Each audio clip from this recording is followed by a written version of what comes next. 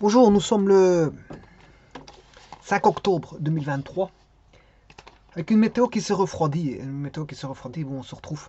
Là, on commence à reconnaître la période automnale. Bon, parce que la température s'est refroidie. Et en plus de ça, bon, on a une grisaille. Bon, la grisaille, elle est vraiment revenue.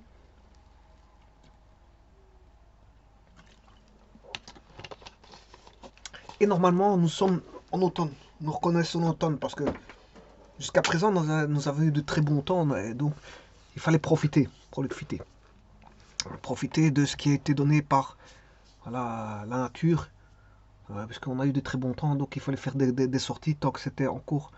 Le moment maintenant, je ne sais pas si il va faire de nouveau chaud, ça peut revenir, mais en tout cas ici on a une grisaille, hein. On reconnaît période d'automne.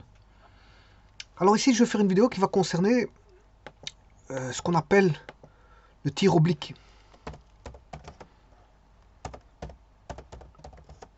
Le tir oblique. Mais ici, dans cette vidéo, je ne vais pas faire... bon, je ne vais voir qu'une partie du tir oblique, c'est-à-dire que je vais voir le vecteur position.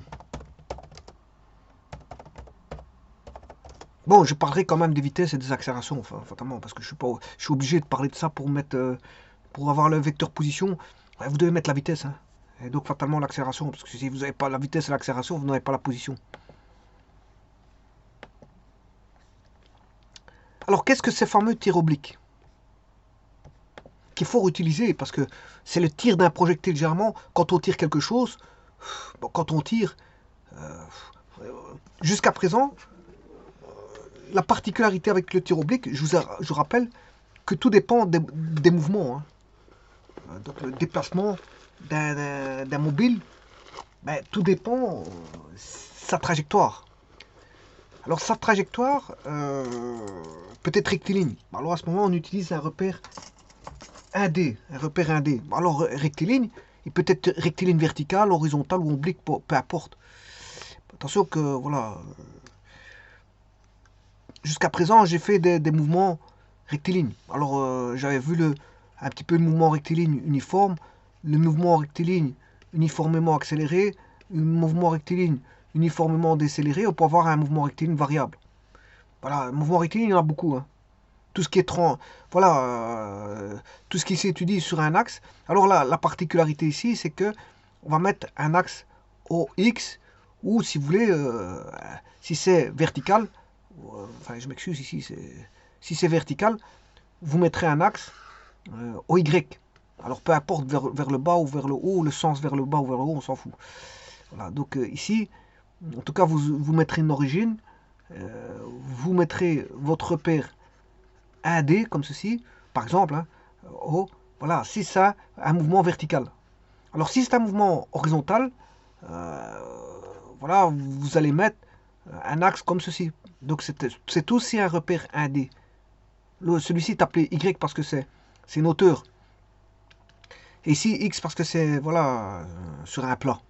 Sur un plat. Donc vous voyez que ce soit un mouvement horizontal ou vertical, s'il est en mouvement rectiligne, ben, c'est le repère qui est adéquat pour faire l'étude. Maintenant, le tir oblique, tout va différer. Tout va différer. Pourquoi? Bon, alors, je vous rappelle que dans le mouvement rectiligne, on pouvait s'amuser, hein. C'est-à-dire, vous pouvez faire une composition d'un MRU avec un MRUA, remettre un MRUD, remettre un MRU. Bref, voilà, vous faites des compositions voilà, de ces mouvements. Et donc, vous allez chercher les équations en fonction, bien sûr, du repère qui a été posé. Bon, maintenant, ici, le tir oblique. Bon, alors les vitesses, ici, je vous rappelle que les vitesses, voilà, on a une vitesse comme ceci, par exemple. Ou dans l'autre sens. Voilà. Par contre, ici, on a les vitesses qui sont comment? Comme ceci, en montée ou en descente. Alors, pour le faire monter, il fallait bien sûr un V0. Voilà, pour le faire monter, il faut un V0 qui est vertical. Voilà. Et celui-ci, pour le faire bouger, effectivement, il faut un V0 aussi. Il faut une vitesse initiale pour le faire bouger. Donc, vous voyez que la vitesse initiale euh, relève voilà, du mouvement. Il faut une vitesse initiale pour le faire bouger. Alors maintenant, dans le tir oblique, il faut aussi une vitesse initiale pour le faire bouger. Mais on va tirer non plus de manière horizontale, mais de manière oblique. Bon, j'ouvre une page, c'est toujours difficile d'ouvrir cette page-là. Voilà. Maintenant, le tir oblique, bref, soit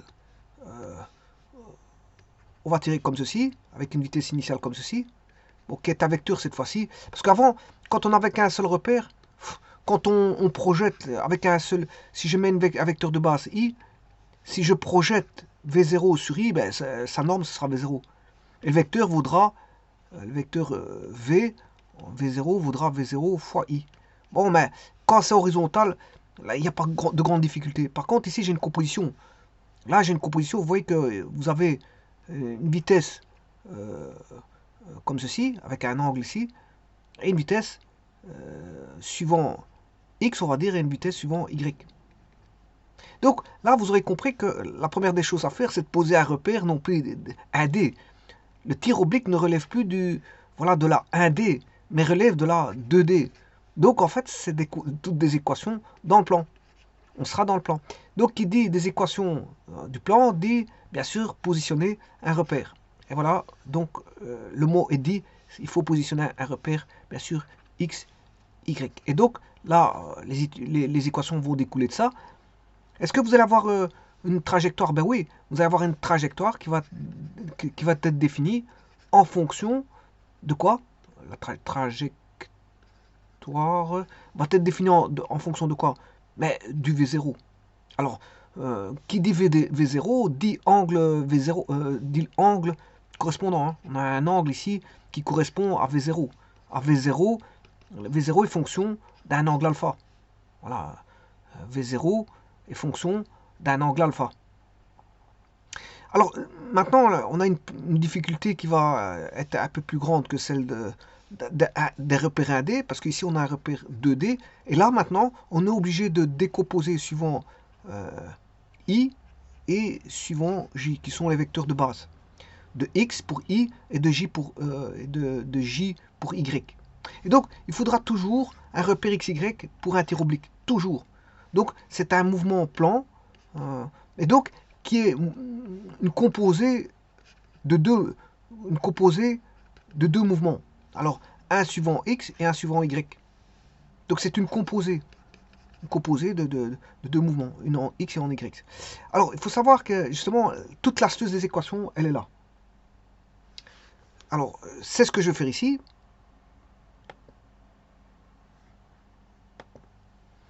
Alors, donc, on aura une équation en X, qui va dépendre bien sûr du temps, et on aura une équation en Y qui va être fonction du temps. On va avoir une vitesse. Ben, le problème, c'est que la vitesse, elle va dépendre d'une vitesse en I, et que je vais appeler composante en X, et une vitesse en Y que je vais appeler J. Et pour l'accélération, c'est pareil. On aura une accélération A suivant X, I, et une accélération A, Y suivant J. Bon, maintenant, une des accélérations peut être nulle. Hein. Vous allez voir, justement, c'est ça l'astuce de cette loi. Donc, vous voyez que ici, il faut décrire beaucoup de choses. Parce que le X est fonction du temps. Voilà. Le Y est fonction du temps. Donc, j'ai la position en X et position en Y. Voilà. Mais je peux, à partir de là, je peux trouver l'équation. C'est ce que je vais faire. Hein.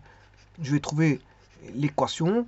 Et à partir de là, une fois que j'ai l'équation, j'aurai le vecteur position. Et je vous rappelle que le vecteur position, attention, c'est un vecteur qui part toujours de l'origine. Bon, ici, je vous dis, comme c'est un tir oblique, on aura une équation d'une parabole. Hein. Ce sera une parabole. Donc, en fait, le vecteur position, il sera toujours positionné. On aura R1 en T1, R2 en au temps T2, R3 au temps T3, Rn au temps Tn. Voilà, c'est juste des vecteurs qui sont toujours reliés à l'origine et qui indiquent voilà, la position du point à l'instant. Ici, à l'instant T1, on est en A. Voilà. En T2, ben, on est au point B. En T3, on est en C, etc. Et donc, on va voir, bien sûr, jusqu'où ce qui tombe au sol. Hein. Voilà, au sol, il va pas continuer. Donc, c'est pas une parabole complète. C'est son doigt de loi parabolique du second degré. Alors je vous rappelle que pourquoi a-t-on du second degré? Ben, si vous vous rappelez bien, les calculs du en R1D, avec un repère 1D à une dimension, ramenaient du second degré. Pourquoi? Parce qu'on avait, voilà, le second degré venait du MRU, MRUA.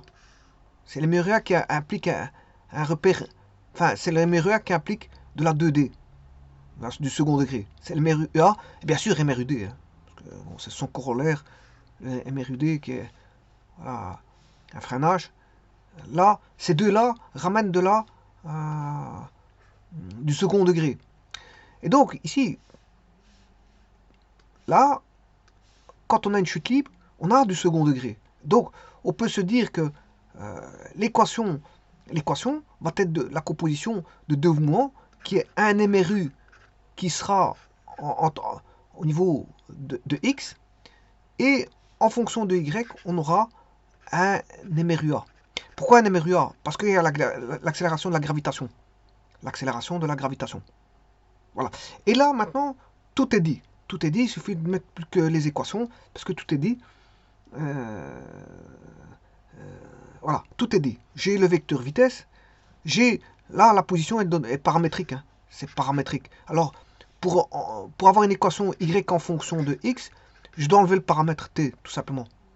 Donc ici, pour l'instant, on a des... Voilà, le X est donné par un paramètre qui est le temps. Ce sont des équations mais bon, j'ai mal écrit,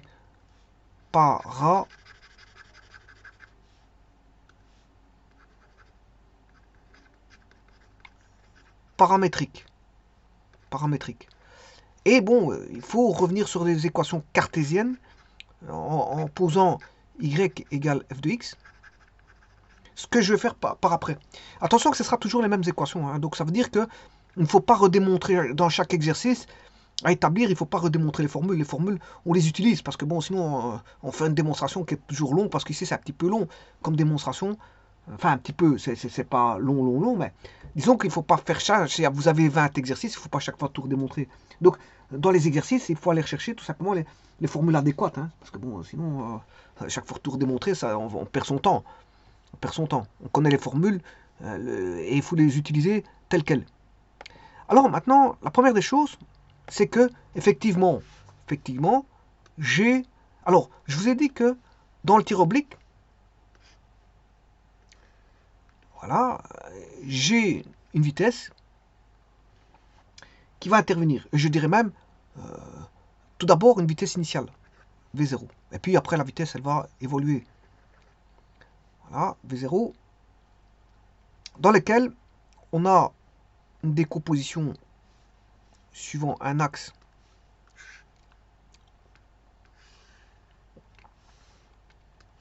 O, I, J. Alors, il faut avoir des connaissances des vecteurs ici. Hein. Il faut avoir des connaissances vectorielles. C'est-à-dire ici, j'ai un angle alpha. Alors, la composition suivant x, ben, je vous rappelle que ceci, la norme de ceci, c'est V0. C'est un vecteur. Attention que c'est un vecteur. Alors, V0x sur V0, c'est cosinus alpha. Donc, ici c'est V0 cosinus alpha. Idem pour le V0y. Ce sera à la place d'un cosinus. De toute façon, vous retenez, quand vous avez l'angle ici, si l'angle est ici, le sinus est toujours l'axe des y. Vous retenez sinus i, y. Et vous retenez i, y. Voilà. Donc ici, vous pouvez dire que V0y sur V0 égale sinus alpha, mais retenez que pour avoir l'axe des y, c'est i, vous avez i et y. Hein, dans sinus. Quand l'angle est donné comme ça, parce que si vous voulez, attention, j'attire votre attention, parce que quand c'est comme ça, c'est plus la même chose. Hein, c'est un angle complémentaire, donc tout va s'inverser. place du sinus, on va avoir cosinus, et à la place du cosinus, on va avoir le sinus. Donc le V0Y égale V0 sinus alpha. Alors, ce qui veut dire quoi? Ça veut dire que quand vous tirez en oblique, là, vous tirez en oblique, deux paramètres doivent être pris en compte. Ben, la vitesse initiale, c'est ça qui va décrire la trajectoire, c'est l'angle et la vitesse initiale. Voilà. Tirer avec un angle comme ceci, avec une moins forte vitesse, comme ceci, ou un angle plus grand avec une plus faible vitesse, ça va tout changer. Hein. Bon, je veux dire, justement, c'est ça qui fait la loi. La loi, vous comprendrez que tout dépendra de l'angle alpha et du V0. C'est l'angle de tir. Alors, maintenant, si je fais alpha égale 0, ben, sinus alpha et vous 0, et là, j'ai un tir vertical. Et là, vous reconnaissez le tir vertical. Hein.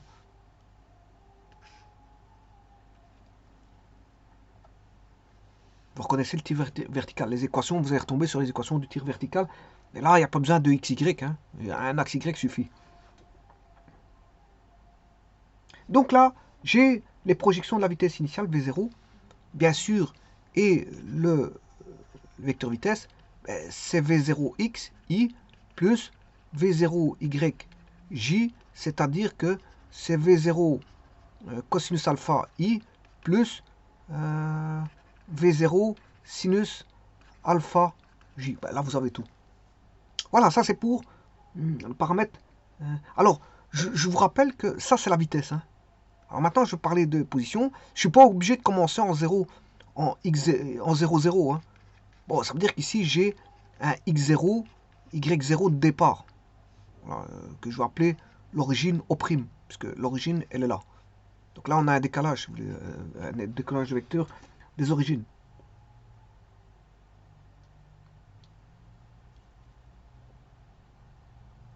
Alors, comme je vous ai dit, l'astuce d'un tel mouvement, c'est que la vitesse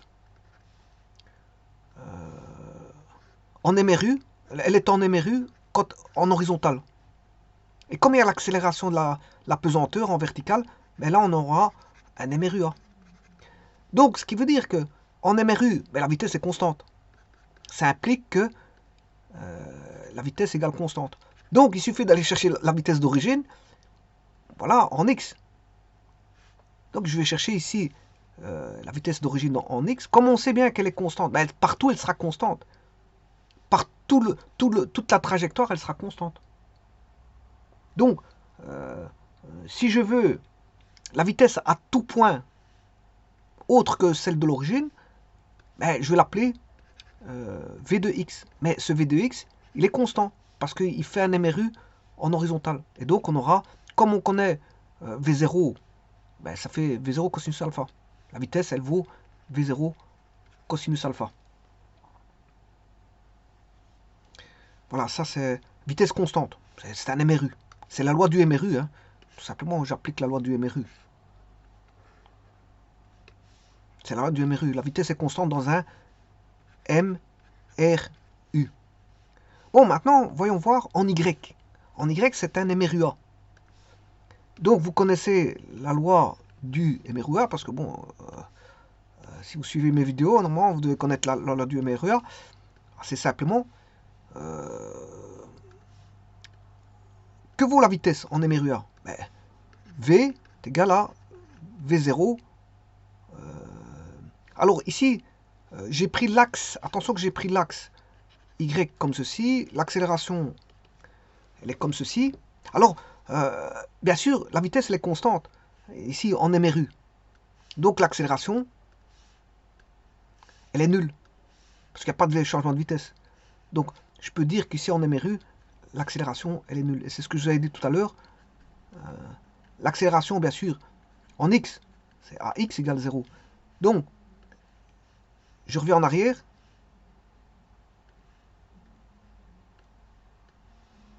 Je suppose que j'ai mis ça. Les vecteurs. Voilà. Ici, l'accélération en X, elle est nulle. L'accélération en X, elle est nulle. Et l'accélération en Y, Ben, ah non, attention, je me suis trompé. Ça, en X, elle est là. L'accélération en X est nulle, parce qu'on a un MRU. Par contre l'accélération en Y, ben, si je mets le repère comme ça, donc le Y comme ça, le G est comme ceci, ben, le G, là on a l'accélération en Y vaut moins G. Donc l'accélération au total, elle vaudra moins G de J, moins G de J. Parce qu'attention, ça c'est J, donc le vecteur c'est moins G de J. Voilà que vaut l'accélération. On aura toujours une accélération qui est comme ça partout. Elle sera constante. Hein. C'est toujours G qu'on aura. Voilà, quelle que soit la trajectoire. Le G il sera partout. On aura G partout. Par contre, on n'aura pas d'accélération. L'accélération, elle est nulle suivant X. Donc il n'y a pas d'accélération en X. Donc on n'a qu'une composante verticale de l'accélération qui est dirigée vers le bas. Voilà, si vous prenez le Y vers le haut. Voilà. Donc là, l'accélération, elle vaut moins G parce que c'est dans le sens contraire de l'axe et j'ai pris l'axe vers le haut. La vitesse, ben, la vitesse, je l'ai prise, la vitesse,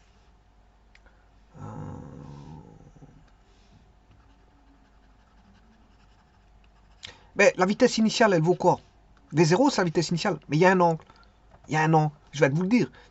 Alors, en Y, c'est V0 sinus alpha.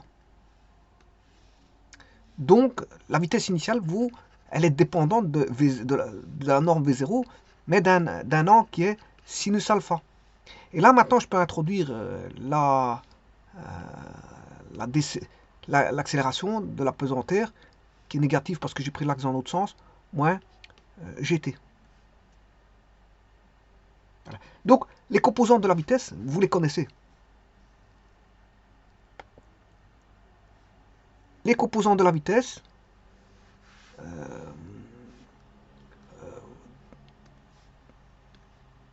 donc vous connaissez la composante de la vitesse V0, qui est V0 suivant X, I, plus V0 suivant Y, J. V0, X, c'est V0, c'est un cosinus alpha, bien sûr, I.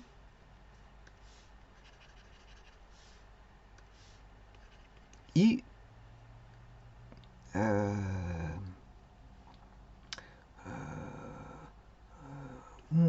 plus V0 sinus alpha J. Attention que ça c'est l'angle alpha. L'angle alpha il est là. Voilà, et ça c'est la vitesse initiale. Vitesse initiale. Voilà. Alors la vitesse initiale, il y a un cos et un sin. Il y aura toujours un cos et un sin. Toujours un cos et un sin. Bon, maintenant, la vitesse en tout point. Ça, c'est la vitesse vitesse en x0, y0. Maintenant, la vitesse en x, ben, elle est constante. Elle vaut la même chose qu'à l'origine. À l'origine, en 0, en x0, elle valait, en x0, y0, elle valait v0 cosinus alpha. v0 cosinus alpha, voilà, qui est constante.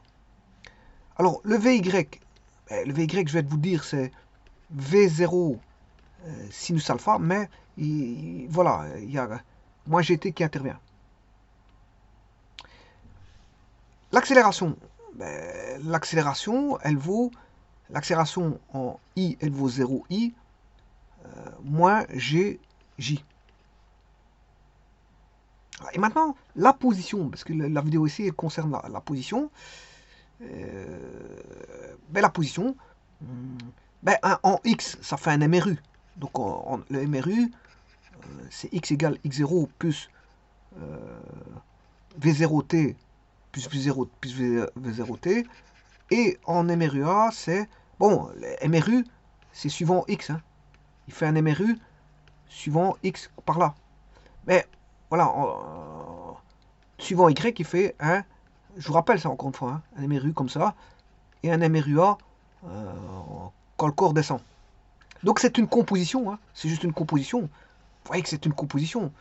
Je les compose vectoriellement, tout simplement. Un en x, un en y, un en MRU, un en MRUA. Et donc là, je vais l'appeler y parce que c'est sur l'axe des y. Mais là, on a un y0. Alors, le x0, généralement, il est donné, hein. C'est là où commence voilà, la courbe. X0, Y0. Alors, je vous rappelle que ici, ben, l'astuce, c'est qu'on n'a pas V0, mais V0 dépendant de l'angle de tir. Donc, c'est V0, cosinus alpha, il dépend de l'angle de tir.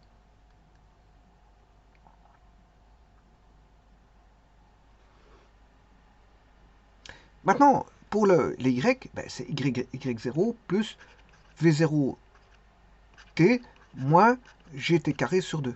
Alors, encore une fois, ce qui va changer ici, c'est quoi? Ben, c'est sinus alpha. Voilà. Et on a tout. Donc, ce qui veut dire que là, qu'est-ce qu'on a? Ben, comme je vous avais dit au départ, on a x en fonction de t, une équation paramétrique, et y en fonction de t. Attention à ça. Maintenant, je vais faire les calculs pour éliminer le t, et avoir x en fonction d'y. Comme ça, après, je peux faire sur GeoGebra la représentation de tout ça, du vecteur position. Alors, comme j'ai dit, le vecteur position, je le montrerai après, c'est un vecteur qui démarre à l'origine du repère. Donc, si j'ai x égale x0 plus v0 cosinus alpha t, maintenant je vais écrire y en fonction de x, c'est-à-dire l'équation paramétrique, et y est égal à y0 plus v0 sinus alpha t moins gt carré sur 2. Voilà, je vais éliminer le t du premier, du 1, que je vais substituer dans le 2, tout simplement. Donc ce sera x moins x0 est égal à v0 cosinus alpha t. Donc le t vaudra x moins x0 sur v0 cosinus alpha. Voilà, donc vous savez ça. Alors je vais le remplacer dans l'équation 2, qui est l'équation de y pour avoir y en fonction de x. J'écrirai que y égale y0 plus v0 sinus alpha t, mais t c'est x moins x0 sur v0 cosinus alpha, moins gt c'est x moins x0 x moins x0 sur v0 cosinus alpha au carré, attention que c'est sur 2. Voilà, et donc là, je vais étaler ceci. Donc, que vaut les y?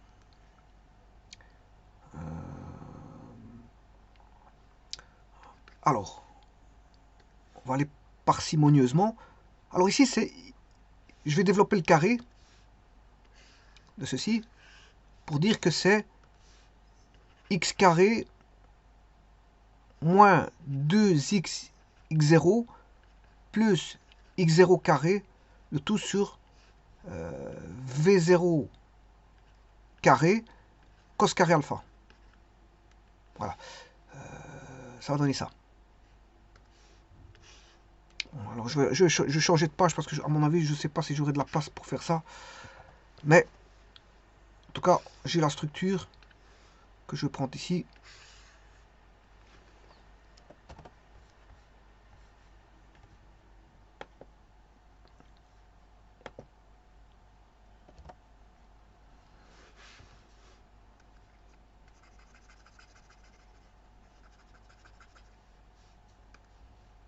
Donc c'est un exemple de mouvement plan. Hein. Le tir oblique est un exemple de mouvement plan. Il y a beaucoup de types de mouvements plans, on peut avoir toutes les courbes possibles et imaginables. Mais en tout cas, ça c'est un exemple de mouvement plan qui est le tir oblique.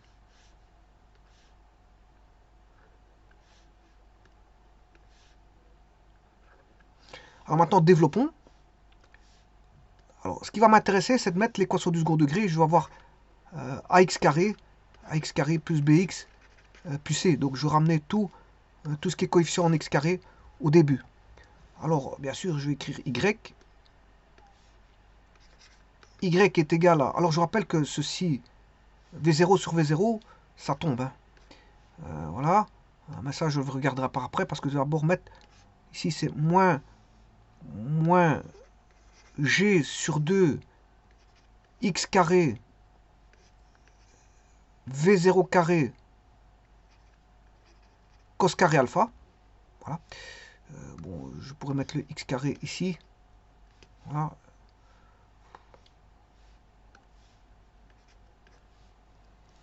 Ça, c'est 1. Ça, c'est déjà une chose.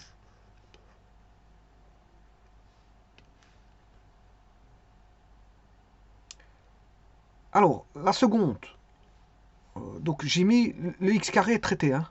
Donc, je vais le prendre. J'ai bien un moins. Parfait. Alors, le X.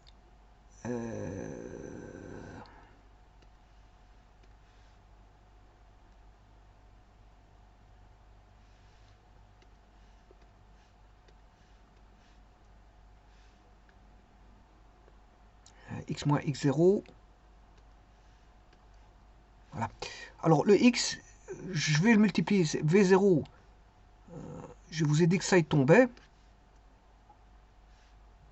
Ouais, je suis dans la page ici. Il tombait, voilà. Alors là, j'ai une tangente. Tangente alpha de X. Alors, je traitais le X ici. Donc, j'aurai plus tangente alpha de X. Voilà. Et à mon avis, j'ai cours du X ici. Bon, le X là, il est traité. Je vais traiter celui-ci. Donc là, on a moins 2x, x0. Moins par moins, ça fait plus. Donc, je vais mettre plus. Alors le x, je vais avoir... Le x, je vais le mettre en évidence ici. Petit instant. J'aurai du x. Voilà. Alors, moins par moins, ça fait plus. 2x. Donc, on a gx0 sur 2 sur v0 carré cos carré alpha. Plus 2x, x0. X, je l'ai sorti. G, 2G, 2G, x0 sur v0 carré cos carré alpha.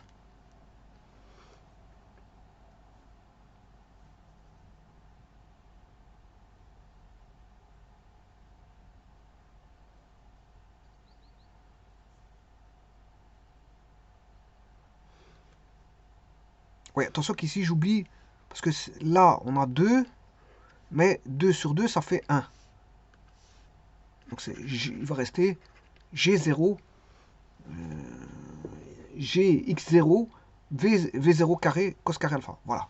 Et là, j'ai les coefficients en A et en B.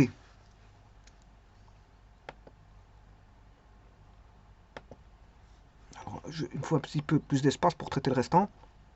Et là maintenant, je vais avoir, normalement, j'ai plus de X. Donc maintenant, je vais avoir les coefficients, le terme indépendant. Voilà, alors que vaut le terme indépendant? Plus, bon, on va déjà chercher celui-ci, Y0. Celui-là, il est traité. Alors, le X, il a été traité. Par contre, là, j'ai un terme indépendant qui est moins tangente alpha X0. Donc, on aura moins tangente alpha, le tout, fois X0. Là, comme ça, c'est tout. Ceci, maintenant, tout ça est traité. Alors, qu'est-ce qui reste? Celui-ci, il a été traité. Celui-là, il a été traité. Mais il reste celui-ci. Bon, attention que là, on a un plus et un moins. Ça fait moins gx0 carré sur 2v0 carré cos carré alpha. Et voilà, ça c'est le terme indépendant.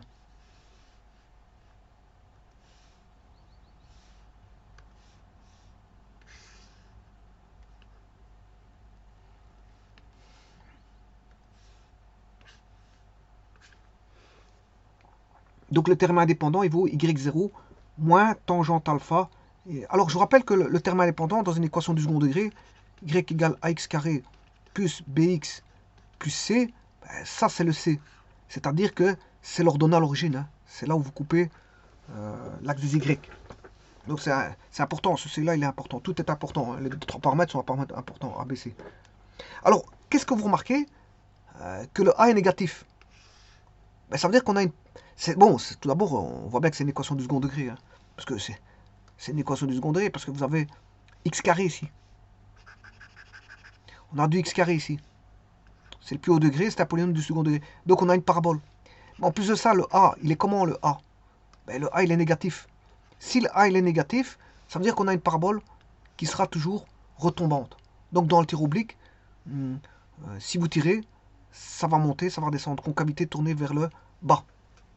Concavité tournée vers le bas. Donc, on aura toujours une parabole de ce style-là. Donc, si vous tirez, d'office, ça va redescendre. C'est normal. Parce que la gravitation fait que l'objet est ramené vers le sol.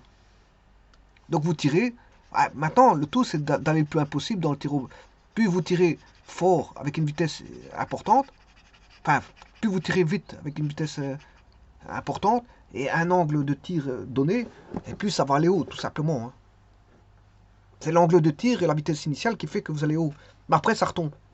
Ça retombe. Et ça retombera toujours. Et toujours, un tir oblique est toujours...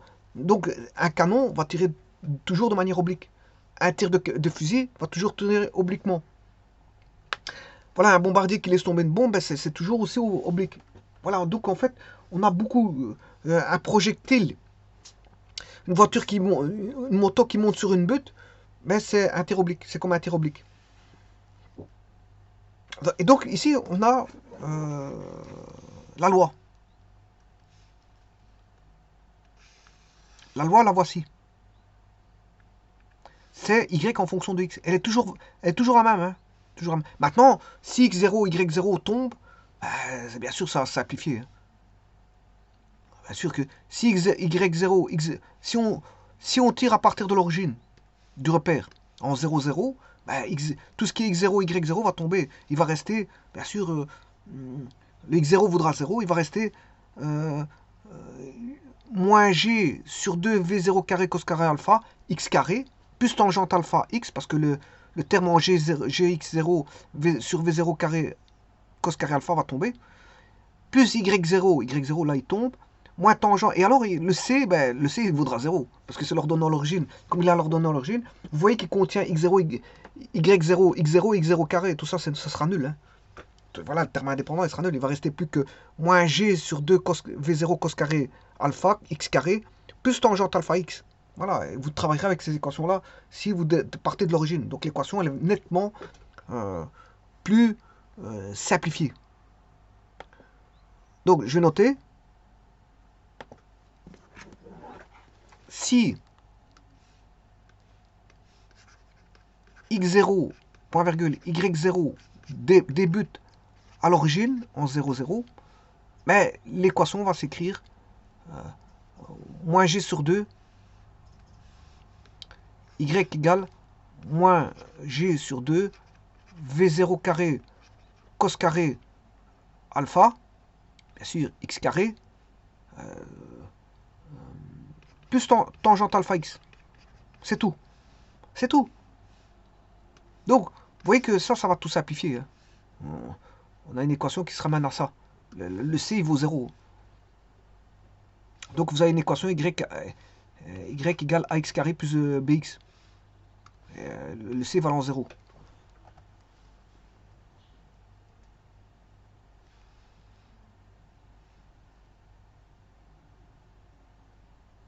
Voilà, et ça, c'est pour les équations.